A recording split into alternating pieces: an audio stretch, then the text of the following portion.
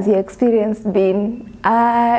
Should people really hire Gen Zs, or they shouldn't even think of bringing them on board? The Gen Zs I work with, I hope all Gen Zs are like that. I work with some very innovative fellows.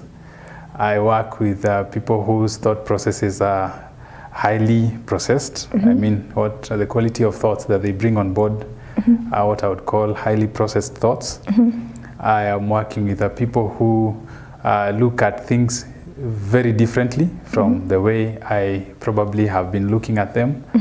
And I work with people who have brought a lot of, I mean, even institutional change in terms of, I've learned to reimagine how we've always been doing things, because there's a way in which, you know, sometimes when somebody demonstrates that something can be done differently, even when you thought that it could not be done, then suddenly you start catching up. So it's been a time of catching up, and it's been a time of, you know, even having structures. I remember the first time I was engaging two for a management trainee program.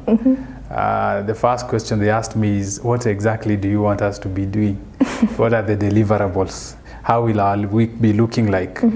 And I just told them to give me some time to bring on board the deliverables. What they didn't know is that is when I went to, you know, do research about deliverable. It was still after my experience with working with Gen Zs that I started working with work plans, you know, how will my 8 to 10 look like, 10 to 4, I mean 10 to 12, 12 to 2. So my day is actually divided into, my work day is divided into 5 subsections. I know what I'm supposed to be doing from 8 to 10. I know what I'm supposed to be doing from 10 to 12, from 12 to 2, from 2 to 4, from 4 to 6.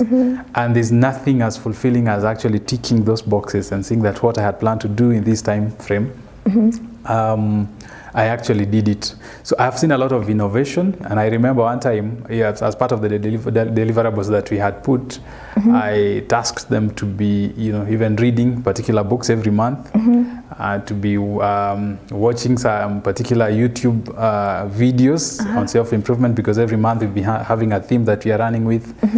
And I remember one of them one time telling me that you can't just be telling us to improve ourselves, you also need to be on board.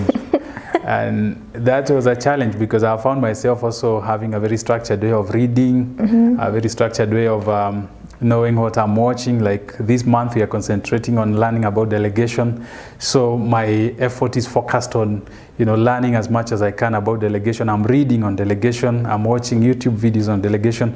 And this is because of the challenge that I have found from Gen Zs, because Gen Zs are very intentional, they know what they want, they know how to get it, they only need guidance and support, of course financial support mostly.